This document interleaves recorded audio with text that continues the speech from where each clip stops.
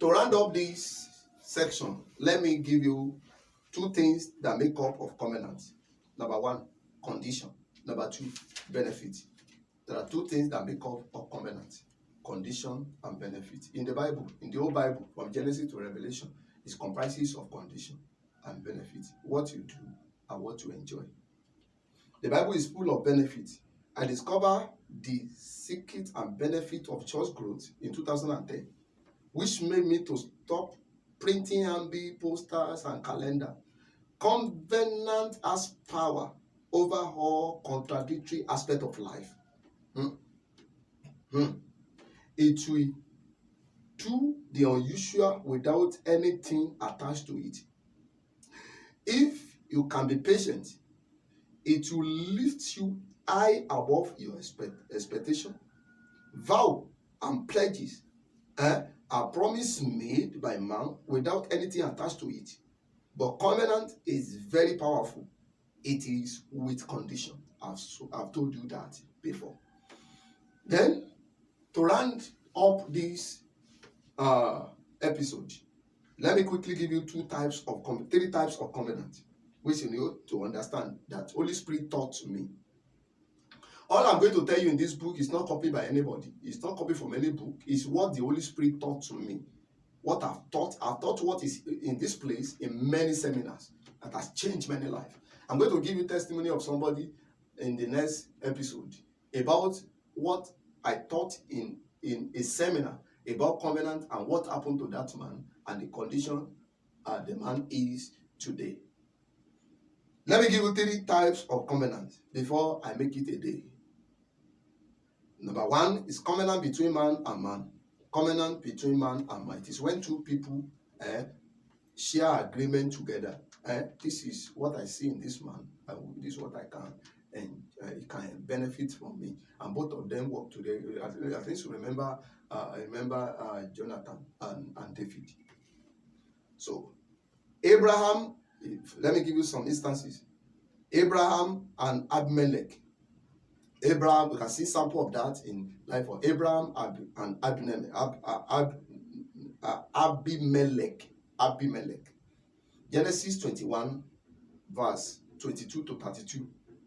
You can see that sample in the life of Jacob and Laban. Genesis chapter 31, verse 44 to 54. Also, you can see that in the life of Jonathan and David. 1 Samuel chapter 18, verse 5 to 14. Then, number two types of covenant is covenant of man to God.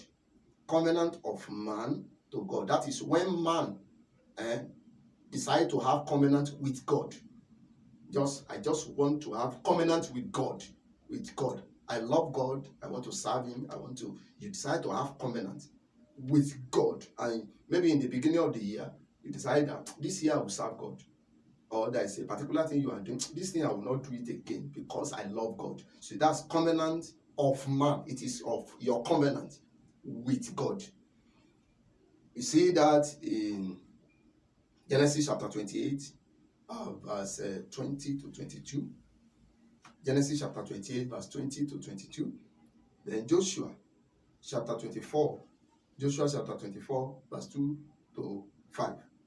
Then 2 Samuel chapter 15, verse 7 to 8. But the greatest aspect of covenant, the types of covenant, the one we are talking about is number 3, which is covenant of God with man. That's the one we are talking about. Not covenant between man and man, not covenant of man with God, but covenant between God. It must be two people has to participate. And number 2 now, which is covenant of man with God. God does not participate.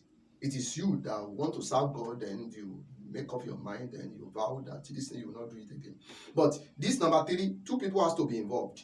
Both of them have to agree together. This is what I will do if you do this. So you ready to do this, I will do this. So when the two are put together, then you are in covenant with God. Deuteronomy chapter 28, verse 1 to 15. So, ladies and gentlemen, I want to stop at this moment. In case you have been listening to us, please, you can share this message to anybody around you whose life you wish to change. And also, if you have anything to ask about this aspect and regarding this topic, you can drop it at the comment, or you have something you don't understand, still want us to elaborate, you can ask us at any time.